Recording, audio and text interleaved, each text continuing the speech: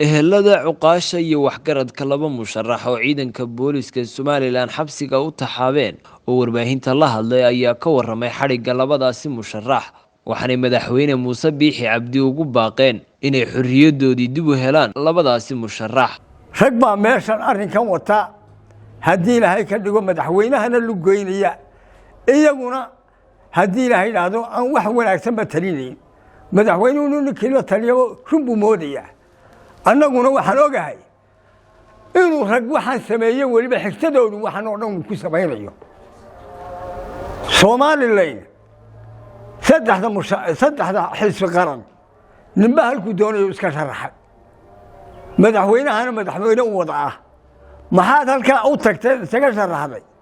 ayaa raggan lagu xidhaya lagu dilaya raggan si degdeg ah loo ku soo celiyo xorriyadoodii dadku malaha ma wada yaqaanaan garabis bay dusha ka saaran tahay waa garabisun in yar bay ka sareysaa halkaa saddex wada soo mara gawaadhidii halkaas lagu wada joojiyay saddexdii wadaba RRU baa la dhigay xitaa gawaadhida aanu dhigno ducada aanu cunaa la yiriyo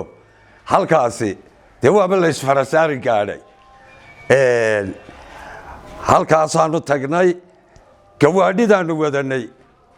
wax calaamada oo ay lahaayeen oo lambarka Somaliland aan ahayn may jirin makarafoonnana maanaan sidan TV-na nalamu socon khudbadana maanaan gelin ducay ahayd ninka raage Axmed Yuusuf ayaa aabihii oo nin beeleed ahaa oo nin dawladeed ahaa oo nin qaran ahaa oo nin maxaan ku idhaahayay Somaliland dar ahaa ayaa dhintay aabihii buu markaa ducada u dhigayay u tagnay waanu fajacnayo waxaanu niri war waxayda soo galay waa maxay waxa wax loo jeeday ma garanayno aniga aqalkaniba waanu joognay waan ka dambeeyay anagoo dabadiibaan tagay iyo labada musharaxba dabadiibaanu tagnay dabeetana askartii sida ugu xeeran ayaanu u tagnay waxaanu niri war haade askartu horta qadaysiya hala qadeeyo maxaa jira walaashay ma ololaad wadaan maya baanu ku niri wax ololii ma jire ducadaasaanu qabanaynaa ducadaasun baanu u nimid aanu ciidankii iyo dadkii meesha isugu yimid ee ducada yimid ee ducaynayay oo ilaa 1000 ruux aan ka yaray runtii 1000 ruux kama yaray dadka fadhiya eenu ka soo dhex baxnay eenu garabis aanu 100 mitir soo dhaafnay umba gawaadhidii lanagu kala xeelay labadii xildhibaan umba garbaha la soo qabtay